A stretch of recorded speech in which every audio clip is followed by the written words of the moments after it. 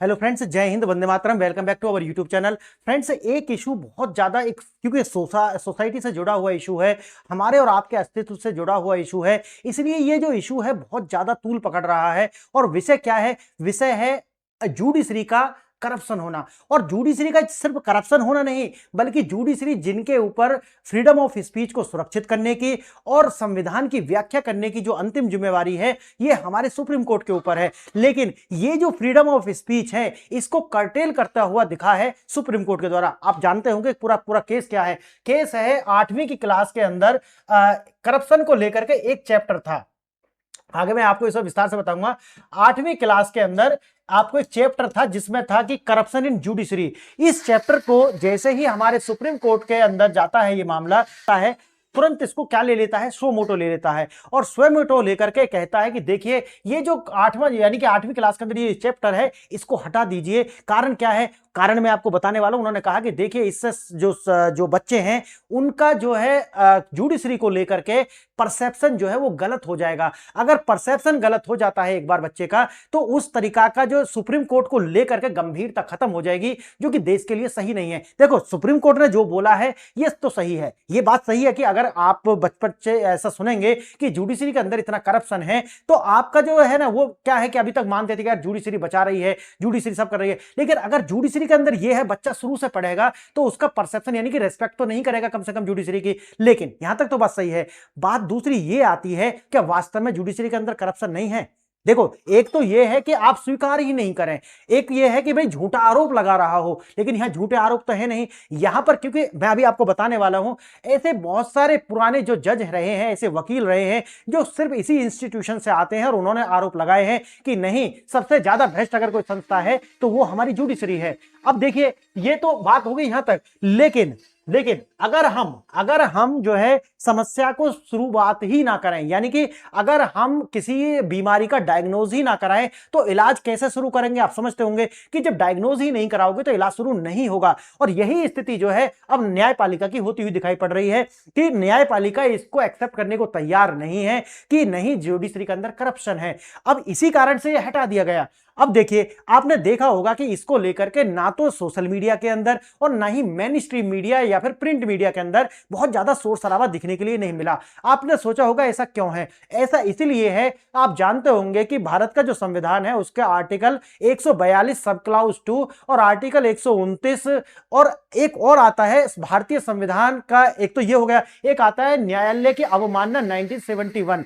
इन 3 कानूनों के द्वारा कहिए या इन 3 ऐसी धाराओं के कारण ही ना तो सोशल मीडिया और ना ही मेन स्ट्रीम मीडिया बोलती है, क्योंकि ये 3 धारा सुप्रीम कोर्ट को यह शक्ति प्रदान करती हैं कि वो अवमानना का नोटिस जारी कर सकते हैं। और अवमानना भी सिविल नहीं, क्रिमिनल प्रोसीडिंग्स वो कर सकते हैं, जिसके अंदर 6 महीना तक की जेल और 2000 रुपए तक का जो जुर्माना है वो सुप्रीम कोर्ट आसानी से आपको दे सकता है। इसीलिए कोई भी संस्थान इस पर बोलने के लिए तैयार नहीं है। लेकिन बात यहीं खत्म नहीं हो जाती। बात यह है कि अगर आज इस पर नहीं बोले तो ये कल बहुत बड़ा हो जाएगा। और मैं आज आपको दिखाने वाला हूं कि जो सुप्रीम कोर्ट है वो कहता है कि भाई ठीक है, करप्शन नहीं है, लेकिन ये करप्शन तो दिखेगा। क्योंकि ये मैं नहीं कह रहा हूं, बल्कि ये तो इनके इंस्टीट्यूशन के लोग ही ऐसा कह रहे हैं। देखिए क्या है, सिस्टम की जो विफलता है और पेंडेंसी, लगभग आप देखोगे कि तो 5.4 करोड़ से ज्यादा जो मामले हैं ये सारी अदालतों के अंदर जो है वो लंबित हैं। दूसरा है जजों की भारी कमी। भारत में प्रति 10 लाख की आबादी पर केवल 20 जज हैं,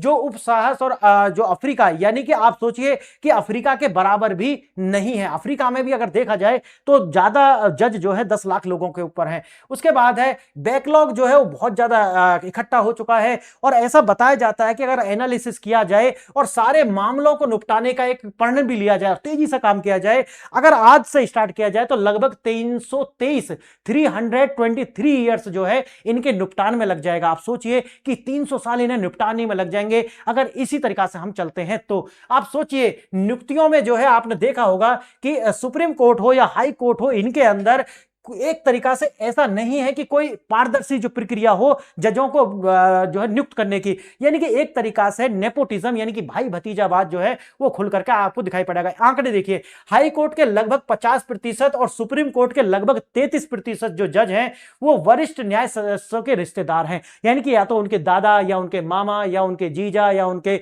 बड़े भाई, यानी कि उनका कोई ना कोई परिवार से जो है वहां पर रहा है। तो सोचिए कि लगभग 50% हाई कोर्ट में और 33% सुप्रीम कोर्ट में, तो नीचे की जो न्यायालय होंगे उनकी हालत क्या होगी ये आप अंदाजा लगा लीजिए। आइए थोड़ा सा अगर हम और भी तुलना करते हैं इसके, तो भारत में देखोगे कि तो 20 जज आपको मिलेंगे, वहीं आप अमेरिका में देखोगे तो लगभग 150 जज जो है वो उतने ही लोगों पर मिलने वाले हैं, लगभग 10 लाख।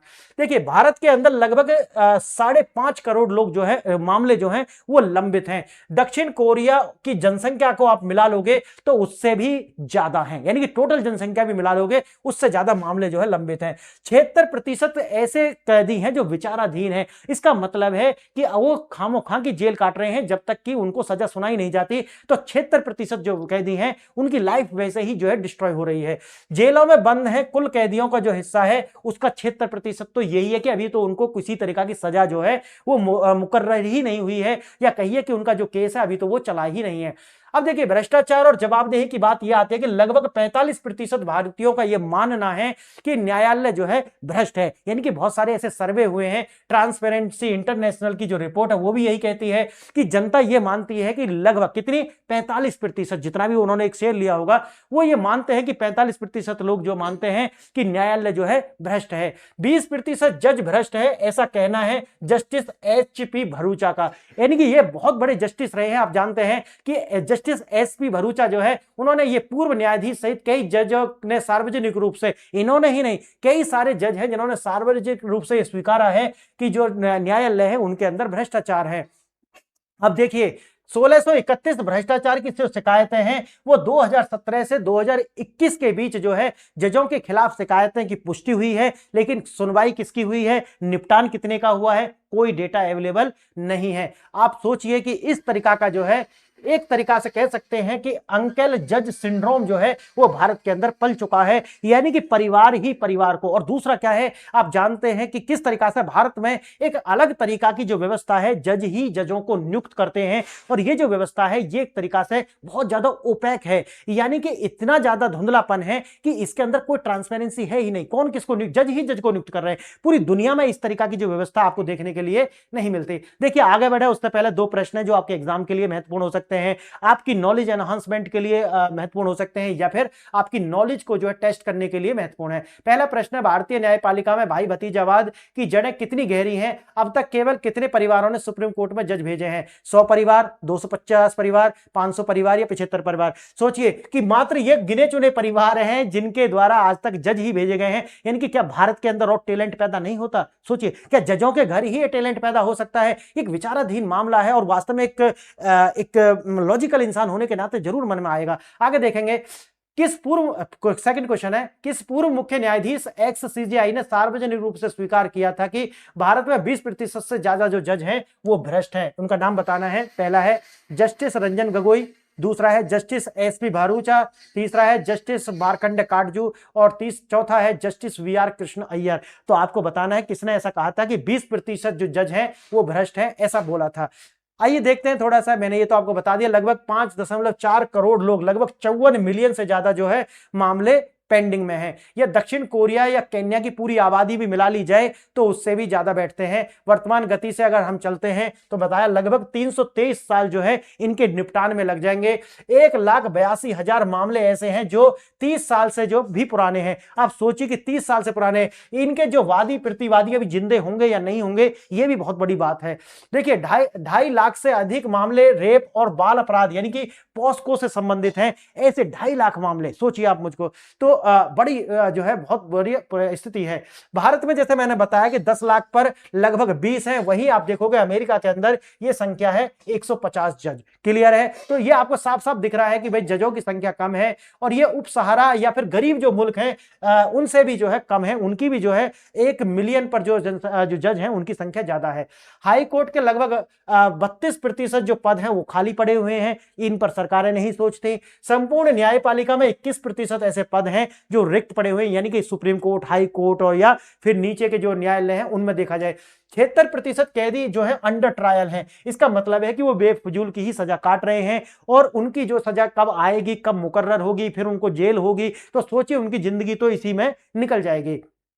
आगे देखिए, भारत का जो जुडिशरी सिस्टम है उसको आप कह सकते हैं अंकल जज सिंड्रोम। इसका मतलब है कि जिसके जो दादा, चाचा, ताऊ अगर कोई जज है तो वो तो जज बन जाएगा, कुछ इस तरीका का जो सिस्टम है वो चलता है। और ये जो कॉलेजियम सिस्टम है इसके अंदर सीधा सीधा आपको interest of conflict of interest जो है साफ झलकता है और मुझे लगता है कि इसको बदलना ही होगा, क्योंकि एक सेफ्टी वॉल्व अगर आपने क्रिएट नहीं किया तो भारत में आने वाले समय में जुडिशरी के प्रति एक जो गुस्सा पनप रहा है वो आने वाले समय में एक बहुत बड़ा रूप ले सकता है और हमारे माननीय न्यायालयों को जो है इस पर ध्यान देने की आवश्यकता है। 50% जज वरिष्ठ न्याय सदस्यों के जो रिश्तेदार हैं। आप सोचिए कि ये जो नेपोटिज्म है ना, ये जब नेपाल के अंदर था तो सोचिए वहां पे क्या हुआ। यानी कि आज का जो समय है, आज जेन जी है, आने वाले समय में और बदलेगा, ये बर्दाश्त नहीं करेंगे। आज जो है वो राजा रानी को बर्दाश्त नहीं कर सकते। तो ये जो व्यवस्था है ना इसको बदलना होगा। अगर नहीं बदलते हैं तो ये सुप्रीम कोर्ट की साख के लिए भी सही नहीं है। ठीक है, चैप्टर आप हटवा सकते हैं, लेकिन ये कहां से करोगे? बदलाव तो करने पड़ेंगे। चैप्टर हटने से परसेप्शन नहीं बदल जाएगा,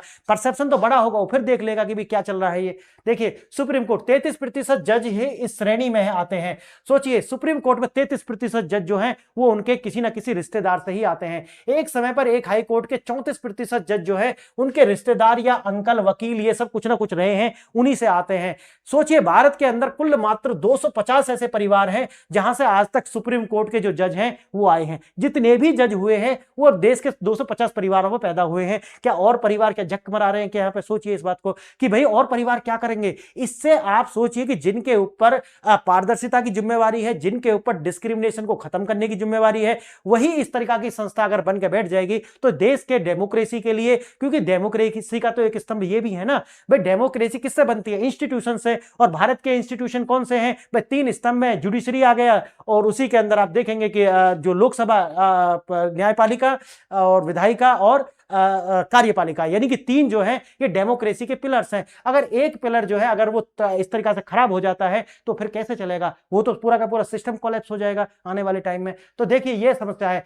इस समस्या का इलाज क्या है, क्यों होगा इसका? देखिए केवल 12% जजों ने सार्वजनिक रूप से अपनी संपत्ति की घोषणा की है, मात्र 12%। यानी कि जो बचे हुए 88% उन्होंने क्यों नहीं की? भाई अगर आप अपनी सार्वजनिक संपत्ति की घोषणा करते हैं तो उससे पारदर्शिता आएगी, लेकिन नहीं की है। उसके बाद देखिए न्यायिक भ्रष्टाचार की जांच कोई बाहरी एजेंसी यानी कि सीबीआई या पुलिस नहीं बल्कि खुद न्यायालय ही कर रहा है। इसका मतलब है खुद ही जज हैं, खुद ही चोर हैं, खुद ही वकील हैं, सब खुद हैं। तो यहां पर कन्फ्लिक्ट ऑफ इंटरेस्ट जो है उसका मामला बनता है, जो सही नहीं है।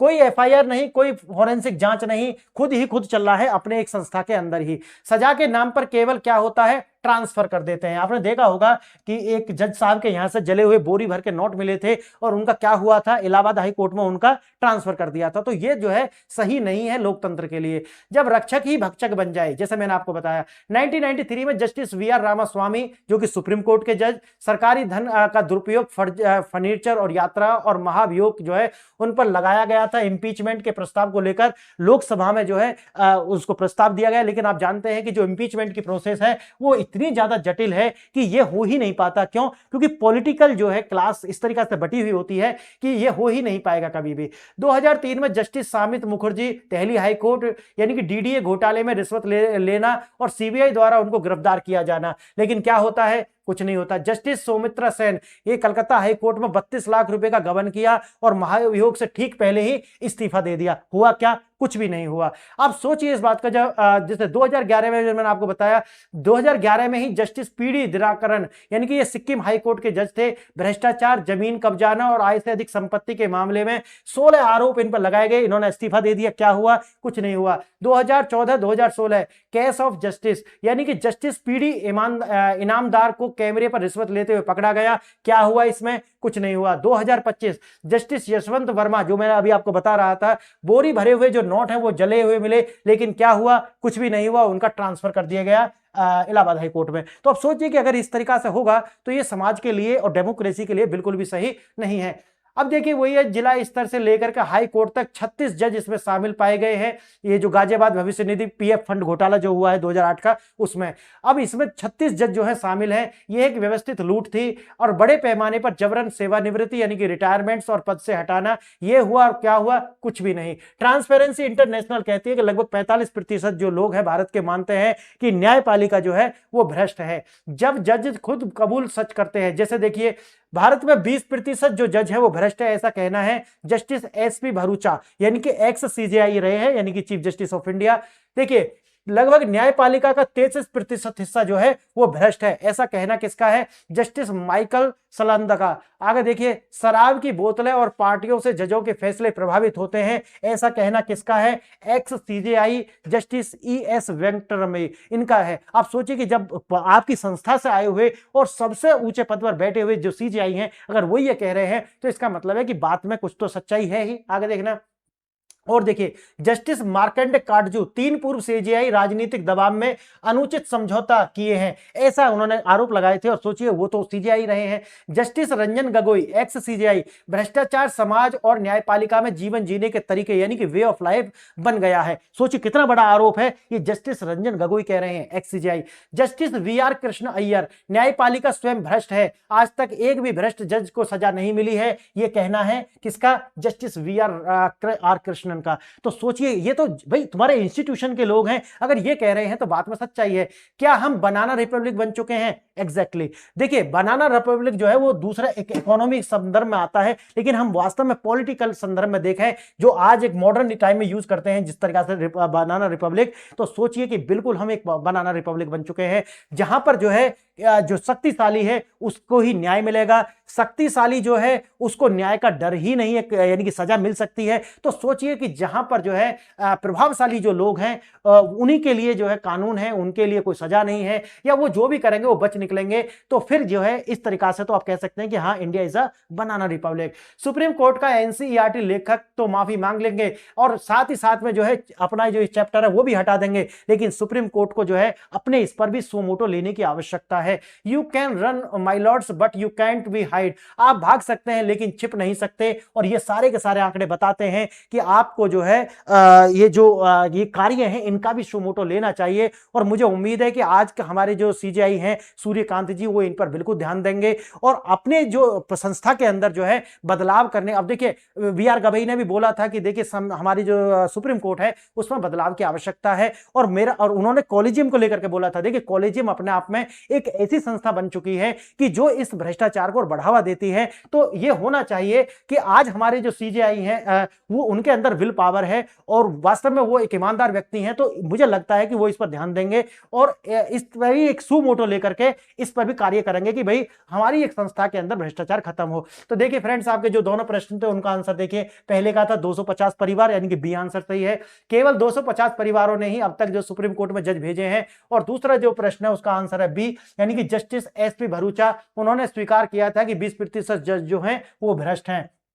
तो फ्रेंड्स ये जो लेक्चर था बहुत महत्वपूर्ण था, जो इसने भी ये लेक्चर देखा है मेरी आपसे ये रिक्वेस्ट है कि इसको ज्यादा से ज्यादा शेयर करना। इस पर आपको मेन स्ट्रीम मीडिया में हो या फिर जो भी यूपीएससी के लोग पढ़ा रहे हैं वहां पे इस तरह की डिबेट नहीं दिखेगी, वो भी आपको बचते बचते ताकि वो आर्टिकल 229 129 और 142 सेकंड सब क्लाउज और न्यायालय अवमानना अधिनियम 1971 से बच सकें, इसलिए वो जो है अलग तरीका की बात करेंगे। लेकिन सच्चाई छिप नहीं सकती, मैंने आपके सामने सच्चाई रखी है और माननीय जो सुप्रीम कोर्ट है वो इसको इसी तरीका से लेगा। यहां पर आलोचना करना या निंदा करना मेरा उद्देश्य नहीं था, बल्कि मेरा उद्देश्य था सिर्फ और सिर्फ लोगों को एक सच्चाई दिखाना। तो आपने वीडियो देखा इसके लिए धन्यवाद। जय हिंद।